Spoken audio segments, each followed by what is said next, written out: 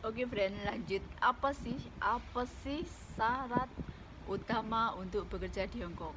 Kalau menurut saya, pertama itu kamu pasti tekad, bukan nekat ya. Tekad, ingat ya. Tekad bukan nekat. Terus kamu juga harus cerdas. Kalau Hong Kong itu kan bahasanya Kantonis. Selain Kantonis,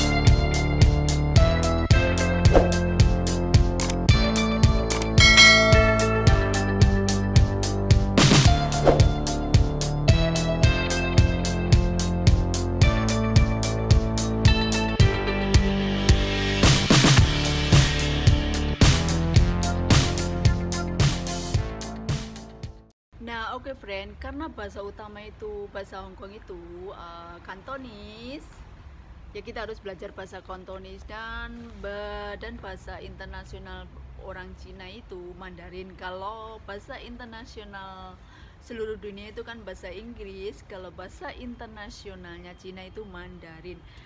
Dan bahasa Cina itu dibagi menjadi 8 ya guys.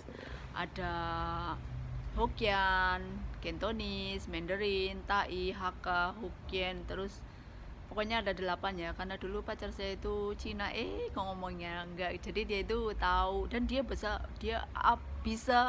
ngomong dengan 8 bahasa. Oh, kok jadi ngomongin pacar. Dan dia itu suka-suka ngeprank gitu ya. Ya saya jadi ingat dulu itu dia itu waktu di restoran, waktu kita ke Shanghai kayaknya ya, ke Shanghai itu dia ya namanya orang Cina asli, Cina gel ya pasti bisa 8 bahasa ya gitu kan. Bahasa Cina kan dibagi menjadi 8. Jadi ayo ngerjain ngeprang, kita pura-pura nggak bisa bahasa Cina. Maksudnya ya emang orang Cina itu kadang nggak bisa bahasa Inggris gitu kan. Ya bisa tapi sedikit ya, sebagian ya 80% itu tidak bisa ya. Kalau yang bisa bahasa Inggris itu ya mungkin yang kuliahan, ya emang yang kuliahan yang modern-modern. Kalau yang jadul-jadul itu kayak orang tua kita itu, orang jadul kan nggak bisa bahasa Inggris gitu. Dan cowok saya itu suka banget ngerjain gitu kalau makan-makan di restoran itu kemana, atau misalnya nanya orang jalan ke sini kemana-kemana, itu pasti dia itu ngeperang pura-pura nggak bisa bahasa Cina. Jadi kan tapi kelihatan lucu juga sih. Itu kan lucu kan kalau orang nggak bisa, kalau kita pura-pura itu mereka akan bingung sendiri gitu. Terus, kasihan juga kamu itu suka ngerjain ya, kok malah jadi ngomongin pacar toh.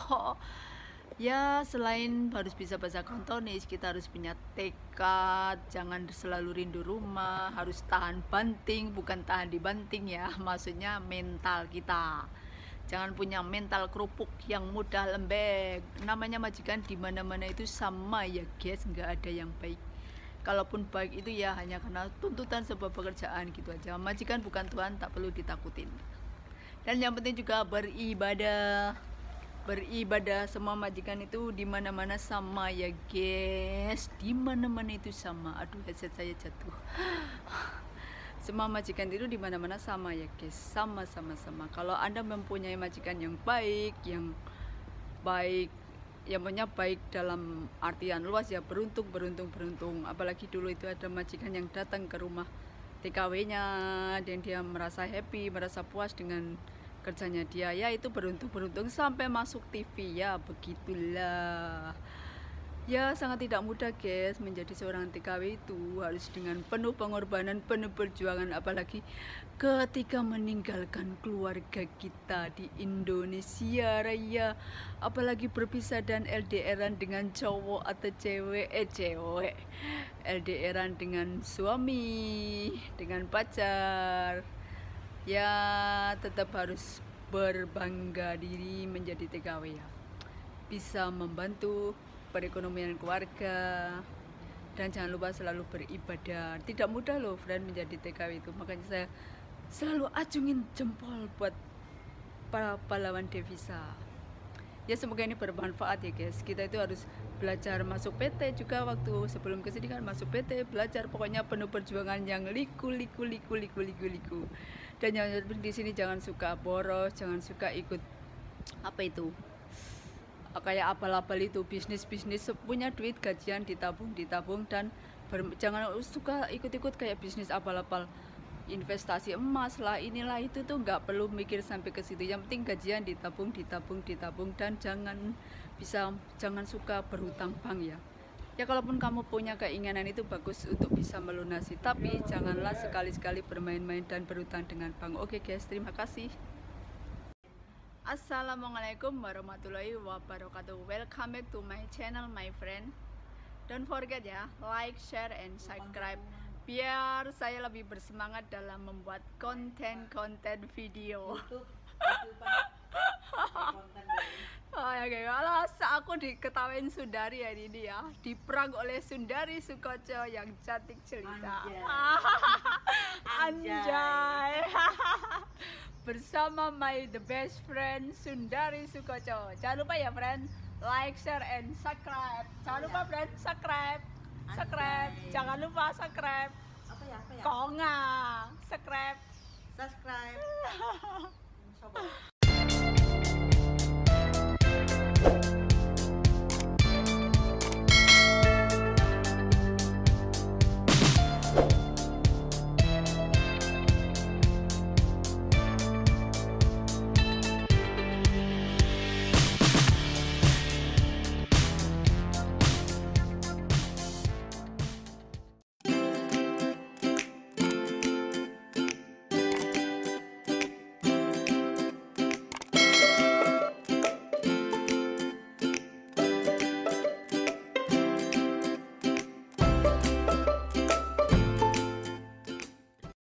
Oke guys, lanjut. Dan pertama pasti setelah kamu persyaratan itu kan pasti KTP, izin keluarga, kalau udah menikah izin suami, KTP kan harus izin lurah, desa, semua lah. Setelah persyaratan itu selesai, karena itu harus dilengkapi ya, dari ijazah, KTP, surat izin keluarga, suami, kalau udah menikah lah ya, itu harus komplit.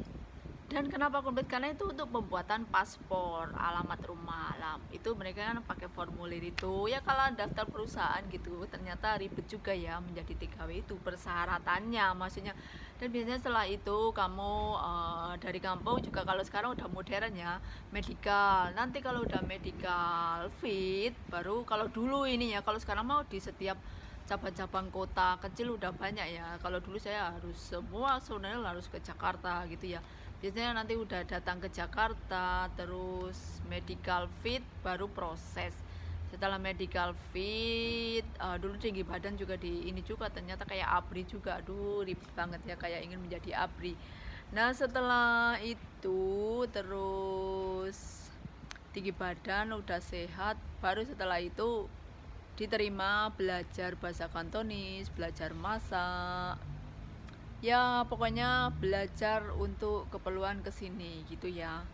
Kadang harus membeli buku pelajaran bahasa negara tujuan, harus belajar bisa masak, masakan Cina gitulah ya, yang simpel-simpel begitu. Dan pokoknya dengan segala keribetan, karena habis semua persyaratan masuk, udah pasporan, terus nanti interview dengan majikan. Kalau udah interview dengan majikan cocok, nanti tinggal tanda tangan kontrak, menunggu visa. Apa itu visa? Visa itu izin tinggal.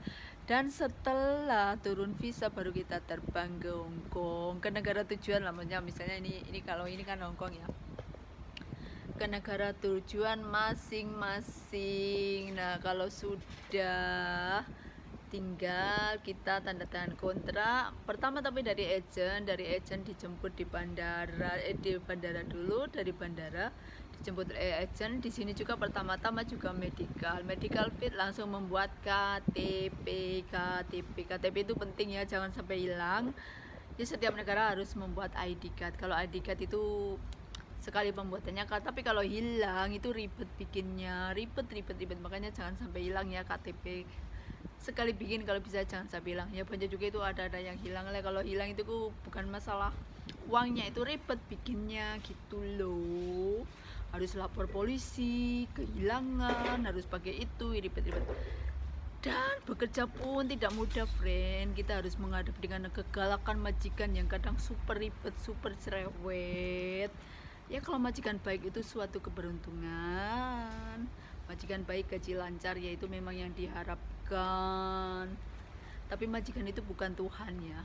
Nggak perlu ditakuti. Ya bekerja sesuai dengan kemampuan kita dan kalau bisa memuaskan majikan lah, begitulah. Pokoknya itu kerja jangan dengan sabar, jangan rindu keluarga dulu kalau awal-awal kerja. Pokoknya niat dan tekad, jangan nekat. Ya sepenting kita kerja, mendengarkan majikan, menuruti apa mereka yang mau, bekerja sesuai dan jangan lupa selalu beribadah. Oke guys, sekian dulu dari saya. Semoga bermanfaat. Ya, tapi menjadi TKW itu tidak mudah. Saya acungin jempol untuk para TKW. TKW itu bekerja dengan senang hati. Mereka udah melewati semua cobaan. Jadi rindu keluarga, rindu rumah, rindu keluarga dan semuanya. Waalaikumsalam guys. Salam sukses buat teman-teman TKW semua.